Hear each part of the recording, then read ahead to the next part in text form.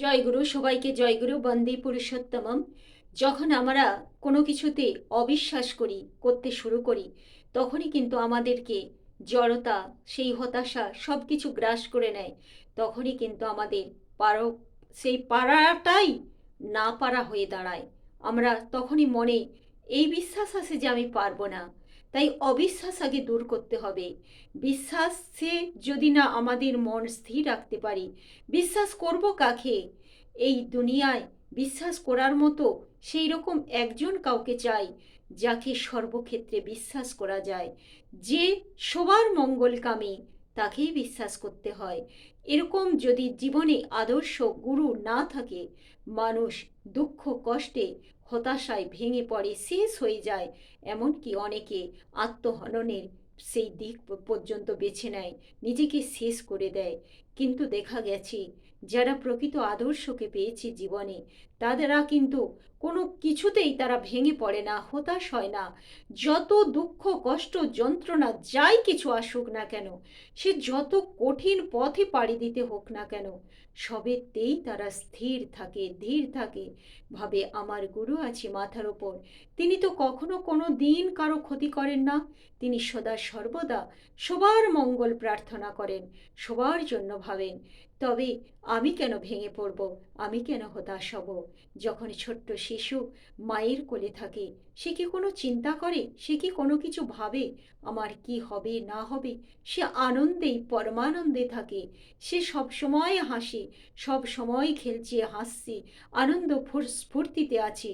সে ভাবছে আর আমার মা আছে। কিন্তু এই এই যে ভাবনাটা তখনই চলে যায় যখন ওই শিশুটাই বড় হয়ে যায়, এই দুনিয়াকে দেখতে শিখে শিখে সে যখন তার মধ্যে এমন কিছু জিনিস, তার মধ্যে অবিশ্বাস এসে দানা বাঁধে, তখনই কিন্তু সে জগৎকে অন্য চোখে দেখতে শুরু করে। যদি মা থাকে সঙ্গে, কোথাও সে যাচ্ছে, সঙ্গে তার মা আছে, তার হাতটি ধরে আছে, আর সেও মায়ের হাতটি ধরে আছে, তখন কিন্তু ভয় থাকে না। শ্রী ঠাকুর বলছেন, তিনি তো তোমাদের সব সদা সর্বদা তোমাদেরকে ধরে আছেন। কিন্তু তোমরা যদি তার হাত ধরে না থাকো, তাহলে যে কোনো মুহূর্তে তোমরা হটকে যেতে পারো, পড়ে যেতে পারো।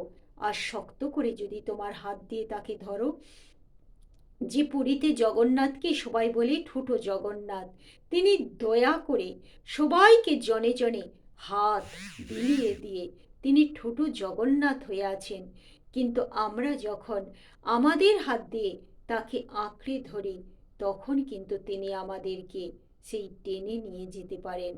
কারণ তার পা আছে, শক্ত পা আছে।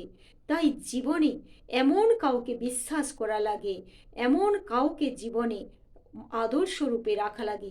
বিবেকানন্দের কত অভাব অনটন, কত কিছুই তার, সে কি পারল মায়ের কাছে 3বার গিয়ে একবারও বলতে পারল না যে মা আমার অভাব অনটন সব দূর করে দাও?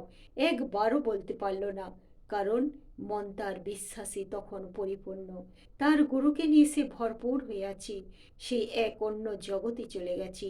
আমরাও যদি, আমি প্রিয় পরমের একটা ঘটনা পড়েছিলাম, সেখানে একজনকে সেই সবাই জিজ্ঞাসা করছে, তিনি ন্যায় শাস্ত্রবিদ, যে তোমার কি অভাব অনটন?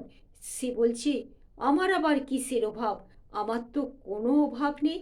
আমার স্ত্রী ওই যে আমার বাগানে আছে একটা, বাড়ির পাশে ওই একটা তেঁতুল গাছ আছে, আমার ওই বাড়ির পাশে একটা তেঁতুল গাছ আছে, সেই তেঁতুল পাতা দিয়ে রোজ আমাকে ভাত করে দেয়, আর আমি তো পরমানন্দে খাই।